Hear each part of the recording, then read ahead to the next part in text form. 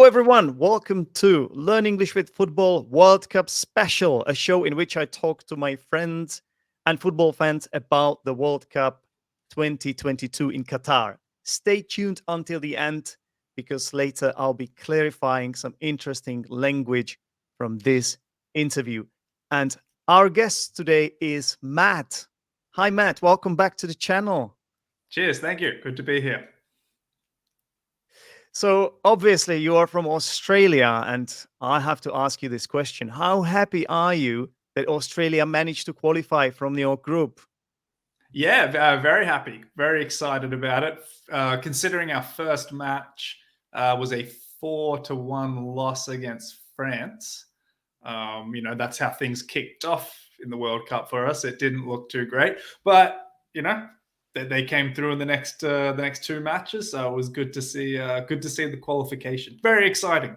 I think it's the only the second time we've managed to get out of the group stage, so it's pretty big for Australia. That was actually one of my questions that I had here. Oh, really? Was it? Yeah.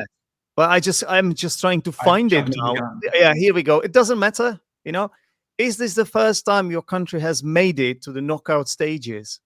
Yeah, so like I said, I believe it's the second time. I think the first was in 2006 when we had Tim Cahill playing for us and everything. Yeah, so it's a pretty big deal for Australia to get through the group stage. I think we regularly make it into the tournament because that's right. We don't have the hardest sort of qualifying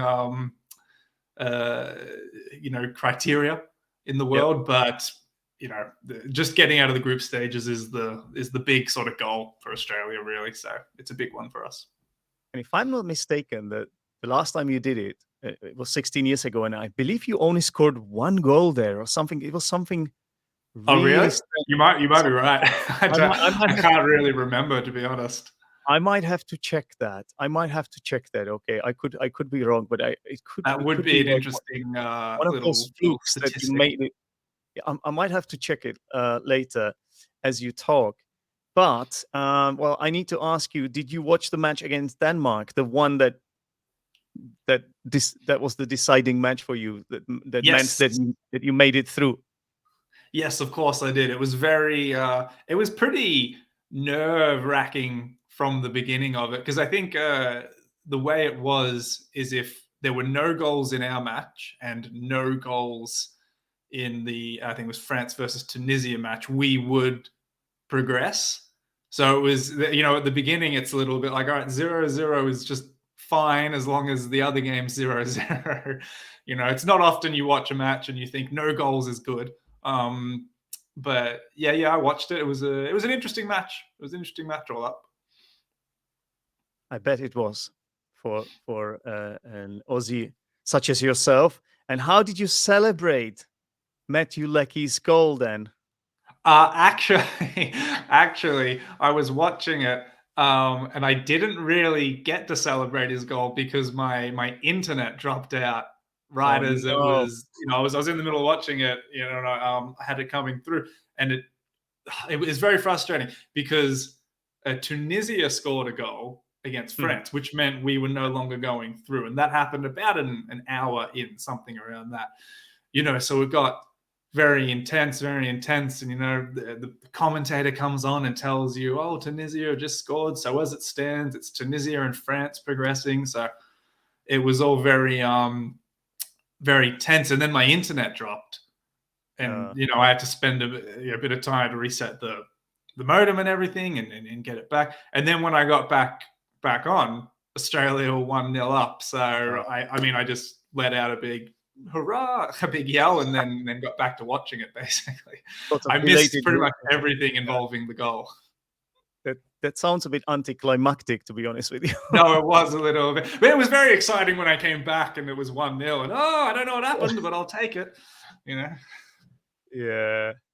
I hate when that happens. Like, you have to go to the toilet for 1 minute. You try to do everything you can to do it fast, but then you come back and, of course, they score the only goal of the match, and you miss. Yeah, it's the curse of football, isn't it? The type of game it is. You know, one goal is very typical for a match, and you can very well walk out when it happens or something goes wrong. Exactly.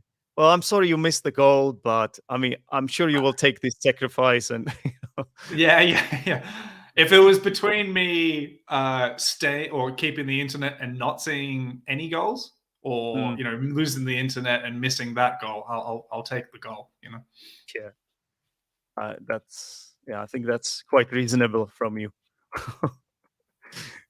Okay, so did you personally expect Australia to qualify after the defeat by France? I think you told me something right before I hit the record button here that Did so we you sort of expect?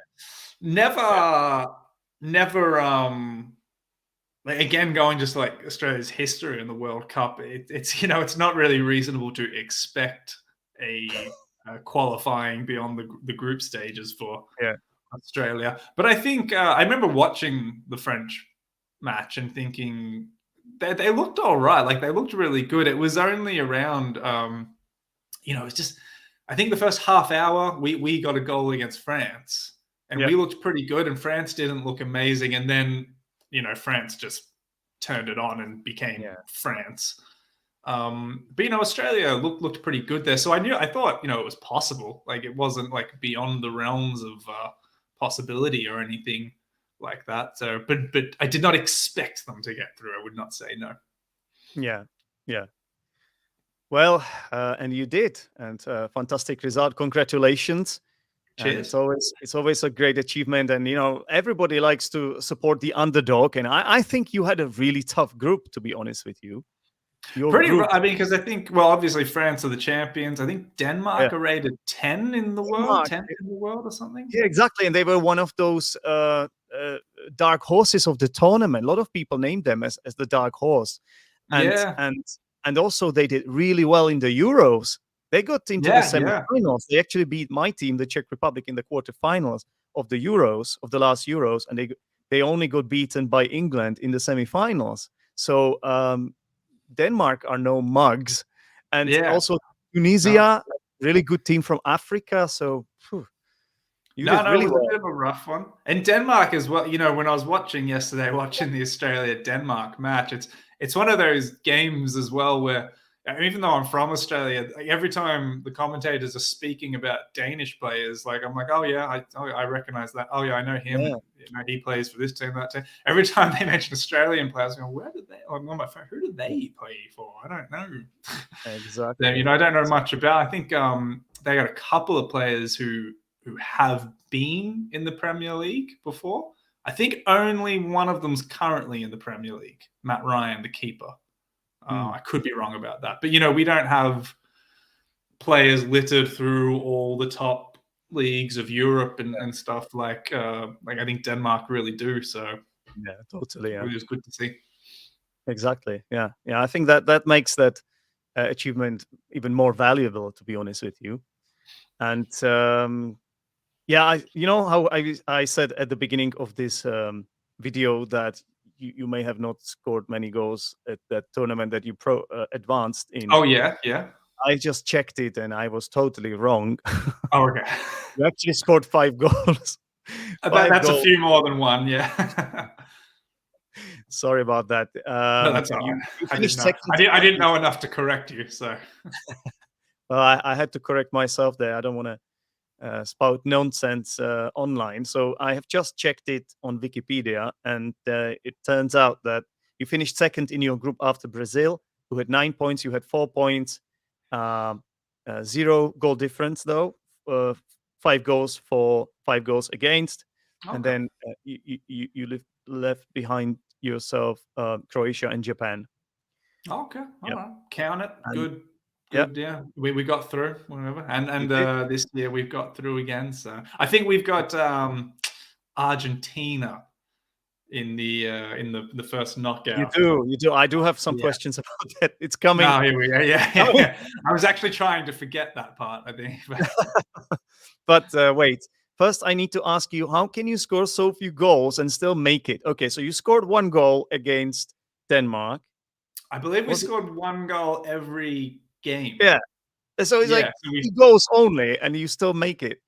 Come on, it's not Yeah, well, much. what was it? Because we obviously had the loss. We had the loss, and we had 2 wins. So doesn't matter how many goals the other team score as long as they're not in our games. So That's true. But that also means that you must be really good defensively because with 3 goals, often you don't make it. Let's be honest.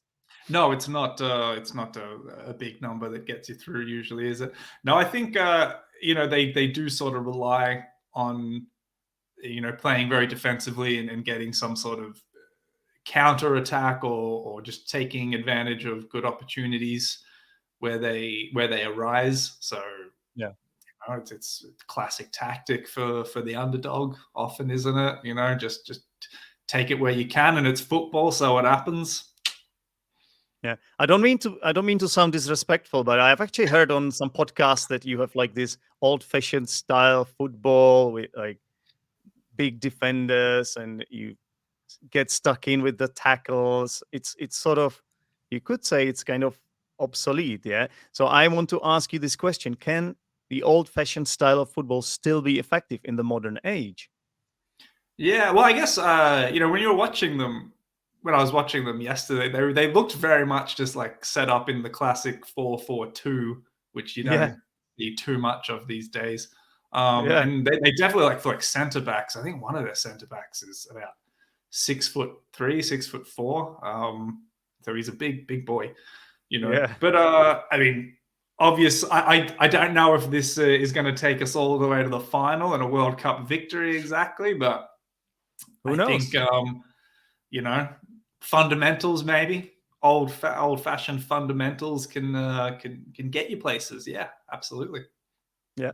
Well, I think it sometimes depends on the context, on the circumstances. There's one mistake, or a red card.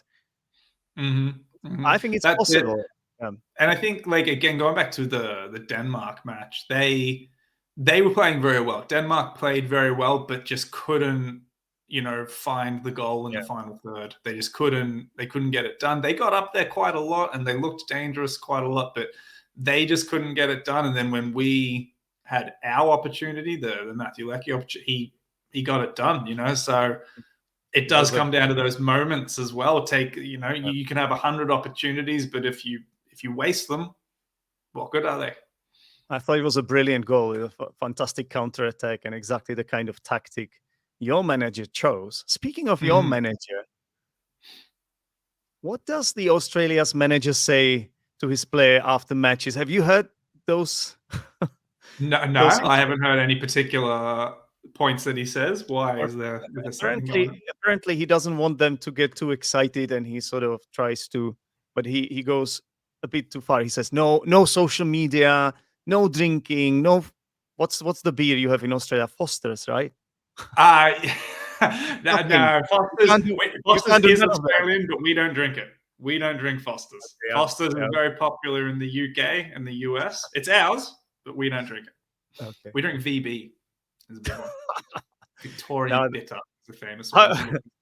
I was just joking. Basically, he comes across as the kind of manager that is going to be quite hard on the players, and Mhm. wants them to stay focused at all times. Doesn't want them to. He doesn't want your players to get this. He doesn't want this result to get into their heads, if you know what I mean.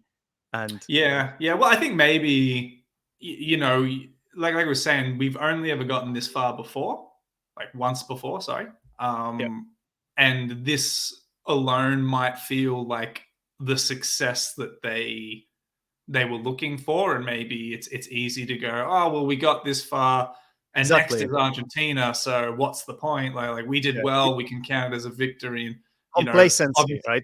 Could creep in. yeah, yeah. Yeah. Obviously, that doesn't take you further. I mean, we've done we've reached the knockout stages before. Now we want to get one step further, don't we? At least. You do. You do. The problem, though, is that the team you are going to play is Argentina, one of the favorites of the tournament, who did really poorly against Saudi Arabia. They lost their first match 2-1, which was the Exactly. most shocking result of the whole tournament, in my opinion. But they managed to bounce back. They won their next 2 matches, and topped their group in the end, in an incredible group. I don't know if you saw at least some of it or the highlights of what was Seen bits happening. and pieces, saw highlights. Yeah, The no, way, some yeah. amazing goals took place there. Yeah. Also the circumstances of Mexico needing to score that one goal, but they couldn't do it. They threw the kitchen sink at Saudi Arabia, but then in the end, Poland, who played so poorly in that game against Argentina, scraped through. Their Yeah. goalkeeper Chesney is the hero in my opinion because he saved Messi's penalty. So now you are going to face Argentina in the last 16 match. So Yeah, yeah. how's that Look, I going? mean, Saudi Arabia proved that it can be done. You know, I think there's no reason to think it's impossible. We stand a chance. We're obviously the underdogs, but we were the underdogs or one of the underdogs in the group. We Yeah. progressed past that, you know, and it's not impossible. And I'd love to be from the nation that puts an end to Messi's dream of a World Cup victory. Well, that's my last question for you. Can you stop Messi from scoring and getting some iffy penalties where they are barely penalties, like in that game against Poland? That wasn't a penalty, in my opinion. They're very, very suspect. Can you stop Messi from scoring? You can. As you said, we've got some big boys, and he's not the biggest boy, so No. maybe we can use the size somehow. But I Yeah. mean, it's not just Messi, isn't it? Like it's the whole squad. It's we have to defend very, very well. I mean, you saw again going back to the Saudi match. I think what they scored 3 or 4 times and then were called offside. So you got to Yeah, look for that's those runs. You got to be very, time things very well. You got to have a good, solid back line if you're going to catch people out like that, especially someone like Messi making a run behind. But it's yeah. possible. We can do It it. is possible. Aussie, Aussie, I Aussie. think a lot of results in this tournament in halftime have been 0-0. A lot of them. Yeah, even Mhm. matches with the favorites. So I think if you manage to take it 0-0 to the halftime, I think you stand a chance because they're gonna get really nervous. There's Yeah, it starts to get a a bit lot of pressure on cagey. them. Yeah. It's easier to be in the position you are going to be in my opinion. Yeah, because I mean, like you said, we've already got our victory, and I think for a team like Argentina, a nation like them, like if they don't win the tournament, it's a failure, isn't it? It's like Exactly. Brazil, it's Exactly. like a Germany or perhaps France as well. Like victory is Yeah. getting the trophy. So yeah, I think you're right. If we can hold them off for the first 45 minutes, the pressure's on them, and then that's when you're likely to see the counter attack from Australia. So Exactly. see what happens. I'm a little bit torn about this because I like you and I think it would be amazing for Australia to beat Argentina. But at the same time, knowing this is Messi's last World Cup, I sort of cheer for him as well secretly. Like a lot of people do. If he never went up against Australia, I might feel the same. But if Yeah. I'll tell you what, if they beat Australia, then I'll probably be come on Argentina. Let's see. I want Australia to lose to the best, obviously. So, Yeah, exactly. Then you will if be they able were, to say we were beaten by the champions. yeah, exactly. We would have won if it weren't for them. Exactly. So thank you very much, Matt. This was fantastic. And you guys stay tuned because I'm about to explain some interesting vocabulary in the language corner. Cheers, Matt. Cheers. Thanks, guys. Bye bye.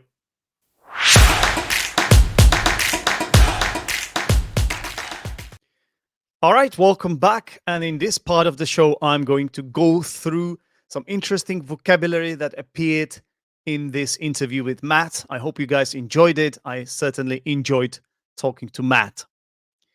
Did you watch the match against Denmark? This is the question I asked Matt, and he responded to that by saying it was pretty nerve wracking from the beginning. So, this is a really cool adjective, but it is a little bit complex because it consists of two parts. It's a compound adjective. Nerve-wracking. You know, nerves, if you're nervous, right? Nerves, nerve, hyphen, racking. Now, racking can be spelled with R or with WR. There are two variants. And if something is nerve-wracking, then it's kind of difficult to do and causes a lot of worry for the person involved in it. I couldn't read it after myself. My notes, my handwriting is so terrible that I can't even read it after myself. Anyway, let me say that again. So if something is nerve-wracking, usually you talk about some kind of an event. If that process is nerve-wracking, yeah, then it causes you a lot of worry and anxiety. I don't know. For example, imagine you have just taken an exam, and then you are about to be told whether you have passed or failed, and those 5 minutes that you're waiting, yeah, for your result, those 5 minutes can be quite nerve-wracking because you are hoping that you've passed. So you know what I mean. Or the exam itself could be nerve-wracking, of course, as well. Right. Tell me what you would describe as nerve-wracking. Have you had a nerve-wracking experience in the recent days? Let me know in the comments. Why not? Get involved. Let's make this place a nice place where you can all practice English. People don't do this enough. You should write comments. This is your opportunity. You can either say it, of course, but you can also write it, right? Whenever you receive input, whenever you hear something, when you read something, and you want to learn that, the best way to learn it is actually by using it. Yeah, by that output. You need to produce that output. So write it or say it. Okay, I said that sounds a bit anticlimactic, to be honest. I was responding to the fact that Matt had missed that goal, that only goal that Australia scored. And it was the goal that meant that Australia managed to qualify. And Matt missed it. He didn't see it because his internet went out. So I said, yeah, that's a bit anticlimactic, anticlimactic, isn't it, Matt? And so if something is anticlimactic, another kind of a difficult adjective, which is sort of complex, it means that it causes disappointment because it was less exciting than expected. So imagine Matt had seen that goal. He would have been really, really happy. He would have been really excited. And the emotions that he had when he saw that the scoreline was 1-0 for Australia, the emotions were less strong, right? Because he didn't see it happen. He only saw the numbers. So that was a bit anticlimactic for Matt. Do you know what I mean? So if something is anticlimactic, is sort of like less exciting or less fun than it was supposed to be or than it was expected. All right. Okay, let's move on. I said Denmark are no mugs. I use this interesting expression after Matt and I basically established that Denmark are a really good team because they rank 10th in the FIFA ranking.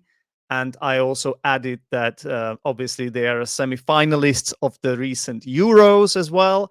And then I said they are no mugs. Well, this is a British English expression that is used by football fans in the UK, and it means if a team is or are no mugs, then the team, they are not a bad team. They are a force to be reckoned with. Yeah, which means they should not be underestimated. They are not as bad as maybe some people think. Yeah, they are a decent team, as we say. No mugs. Right. Looking at the teams in this World Cup, who would you describe as no mugs? You see, you cannot say it about someone like Brazil because those are the favorites. You have to go for someone from the second tier, let's say. Right. What else do we have here? Okay, we were talking about the last time Australia qualified from their group in 2006. And, I made a little mistake. So I was correcting myself. I said that at the beginning of the show, I said Australia scored no goal or just like one goal or something. And then it turned out that they had actually scored 5 goals. So I corrected myself and I told Matt how they qualified. They finished second after Brazil with 4 points. And Matt reacted to that by saying, "Oh yeah, count it. We got through." So if you get through, this is a nice phrasal verb which we would use to mean qualify. So it's another way to say qualify. So if you qualify or get through from your group, that's what it means, right? So Australia got through their group once again in 2022 in Qatar.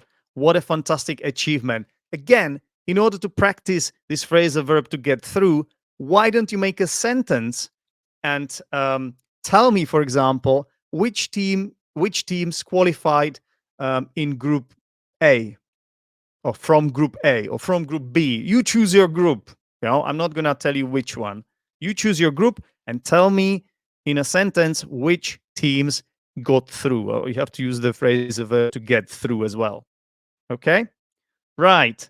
And then we talked about I sort of said to Matt that Australian team uses sort of little bit old-fashioned tactics, and Matt said old-fashioned fundamentals can get you places. So fundamentals is another way to say the basics. Yeah, the fundamentals, basically the most important things, the basic things that are necessary in order to succeed. And nothing fancy, nothing extraordinary, nothing extravagant, just the basics, the fundamentals. Fundamental, basic. Yeah, those also can be used as adjectives. Right. And then in the end, at the end, I should say, I was talking about Mexico's match against Saudi Arabia. And I was describing how Mexico tried really hard to get a lot of goals in that match. They needed them to progress further. They didn't do it, but they tried really hard. They threw the kitchen sink at Saudi Arabia. So if you throw the kitchen sink at someone, or if you throw the kitchen sink at it, it means you try really hard in order to get the result you need. Yeah. So often we use it to describe a situation in football where one team needs to chase a goal, needs to equalize, or needs to get a certain number of goals in order to progress to the next stages. And they really, really try hard. The manager goes all guns blazing, gung ho, and brings on a lot of strikers. The tactics goes out of the window. They go all in. Another expression, to go all in, right? You just take really high risks. And this phrase is to throw the kitchen sink at Saudi Arabia. It's one of my favorite idioms, actually, ever. I think it's really funny. Just imagine that Mexican players are throwing the real kitchen sink at Saudi Arabia players. It sounds a bit dangerous, if you ask me, but a fantastic idiom. And have you seen any matches where one of the teams threw the kitchen sink and still didn't make it to the knockout stages? Well, remind me. I may have forgotten myself. Remind me in the comments again. I know I may be annoying by inviting you to get involved in the comments, but trust me, I'm a teacher. I know what I'm doing. I need you to practice this language. And that's it from me for today. Thank you very much for watching. Thanks again to Matt for being the guest today. And yeah, all that remains to say is goodbye. Bye. Cheers. Take care. And don't forget to like this video. Bye.